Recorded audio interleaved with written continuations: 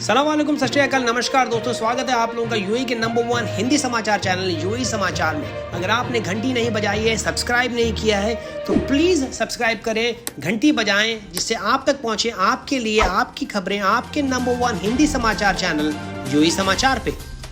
दोस्तों, खबरें आखिर तक देखें क्योंकि हर समाचार है महत्वपूर्ण, हर खबर है इंपॉर्टेंट। हम वही खबरें चुन के लेके आते हैं जिसका सीधा ताल्लुक है आपसे।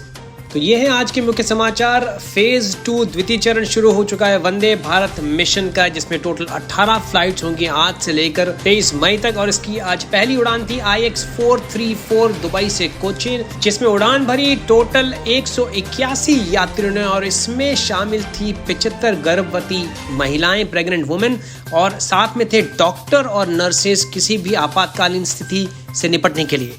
इसके अलावा इसमें सीनियर सिटीजन्स भी शामिल थे और कुछ ऐसे लोग भी थे जो अपने कुछ करीबी परिजनों के खोने का बोझ लेके उड़ रहे थे। Consulate general of India Dubai office ने कंफर्म किया बाद में कि पूरी फ्लाइट बड़ी सेफली लैंड कर चुकी है कोची कुछ घंटों पहले, और ये पहली रिकॉर्ड फ्लाइट थी जिसमें 75 गर्भवती महिलाएं एक साथ शामिल थी। इसके अलावा एक फ्लाइट थी IX 0538 जिसने उड़ान भरी अबू धाबी से तिरुवनंतपुरम के लिए। इसमें 63 लोग इमरजेंसी मेडिकल कंडीशंस के शामिल थे, 63 गर्भवती महिलाएं थी और 87 ऐसे लोग थे जो अपना जॉब खो चुके हैं, और 9 टूरिस्ट भी थे जो यहाँ पे अबू धाबी में अटके हुए थे। इस खबर की पुष्टि की है भारतीय राजदूत यूएई में श्री पवन कपूर ने। और तीसरी फ्लाइट थी IX 0348 जिसने उड़ान भरी दुबई से कोझिकोड के लिए 175 यात्रियों के साथ में, जिसमें 5 नवजात शिशु भी शामिल थे। Ministry of health and prevention के लेटेस्ट आंकड़ों के अनुसार 796 नए पॉजिटिव केसेस निकल के सामने आए, जिसको मिला के टोटल संख्या हो गई है 22,627, और नई 603 रिकवरीज भी देखेगी 24 घंटों में, जिसको मिला के टोटल रिकवरीज हो गई है अभी तक 7,931। पिछले 24 घंटों में 4 नई मृत्यु भी दर्ज की गई, जिसको मिला के टोटल मृतकों की संख्या हो गई है यूएई में अब तक 214। यूएई सेंट्रल बैंक ने दिशा निर्देश जारी किए हैं सारे बैंक्स और फाइनेंशियल इंस्टीट्यूशन को इस कोरोना महामारी के चलते, और कहा है कि केस टू केस बेसिस पे बैंक तय कर सकते हैं कि जो EMI की राशि है वो कितने महीने के लिए उसमें दी जा सकती है छूट। इसमें 3 सूत्री प्रावधान दिया है सेंट्रल बैंक ने आगे बैंक को दिशा निर्देश जारी करने के लिए। उसमें यह कहा गया है कि पहले सूत्र में जो प्रिंसिपल अमाउंट है वो डिफर कर सकता है, उसकी EMI आगे बढ़ा सकता है बैंक। दूसरे सूत्र में जो इंटरेस्ट लगाया जाता है प्रिंसिपल पे, उसकी भी EMI जो है वो आगे बढ़ाई जा सकती है, मतलब वो EMI में शामिल नहीं होगा।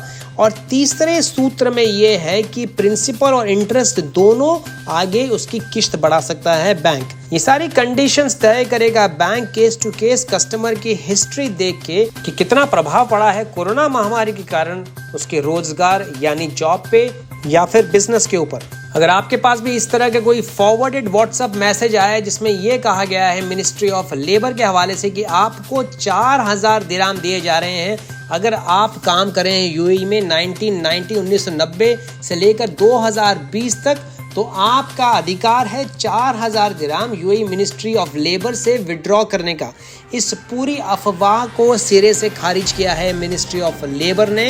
ये केवल अफवाह है जो खाली लोगों को जो है वो भ्रमित करने के लिए फैलाई गई है। बिल्कुल ऐसे ही एक अफवाह कुछ दिनों पहले भारत में भी फैलाई गई थी, जिसमें यह कहा गया था कि आप 1,20,000 रुपए ministry of labour and employment से विड्रॉ कर सकते हैं, जिसको बाद में भारत सरकार ने किया सिरे से खारिज।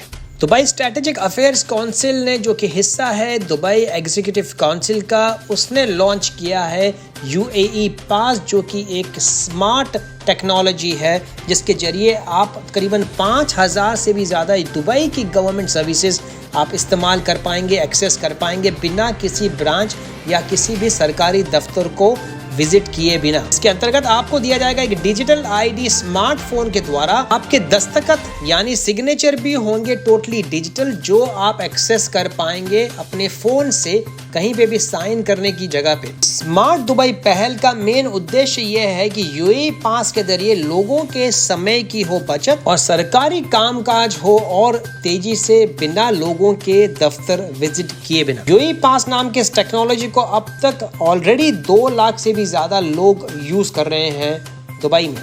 डॉक्टर आयशा बिन्त बुती बिन बिश्र, जो कि डायरेक्टर जनरल है स्मार्ट दुबई टेक्नोलॉजी की, उनके हिसाब से ये एक बहुत ही इम्पोर्टेंट कदम है दुबई को दुनिया की सबसे हैप्पीएस्ट यानी खुशनुमा और स्मार्टेस्ट सिटी में बनाने को लेकर यूएई पास की फैसिलिटी के जरिए आप 80 से भी ज्यादा गवर्नमेंट और प्राइवेट कंपनीज के लेन देन कर पाएंगे सिंगल आईडी और ट्रांजैक्शन और पासवर्ड के थ्रू।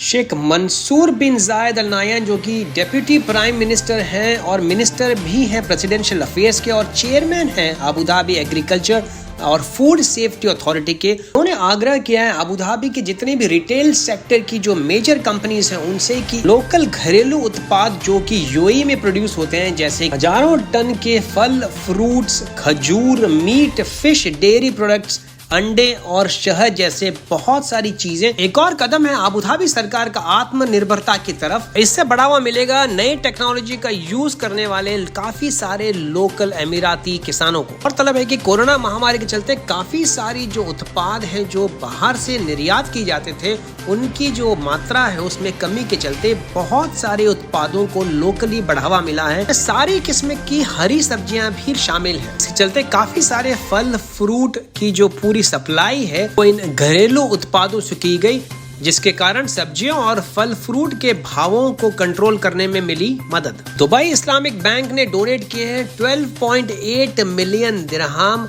और ये डोनेशन किया गया है रासल खेमा चैरिटी एसोसिएशन के द्वारा तकरीबन 4,300 से भी ज्यादा परिवारों को, जिसके तहत हर परिवार को मिलेंगे 1,500 से लेकर 5,000 दिरहम तक ज़कात के द्वारा। ये बांटे जाएंगे परिवार के सदस्यों की संख्या देखते हुए हर परिवार में। यूएई के मौसम विभाग नेशनल सेंटर ऑफ मेट्रोलॉजी ने चेतावनी जारी की है कि हो सकती है धुंध रविवार को तड़के सुबह और तापमान पहुंचेगा तकरीबन 38 डिग्री तक और हवा बहेगी तकरीबन 23 किलोमीटर प्रति घंटे की रफ्तार से। अगर आप ड्राइव कर रहे हैं सुबह के टाइम पे तो प्लीज एहतियात बरतें, संभल के गाड़ी चलाएं और दूरी बनाए रखें आपकी आगे वाली गाड़ी से। वो कहते हैं ना, दुर्घटना से देरी भली।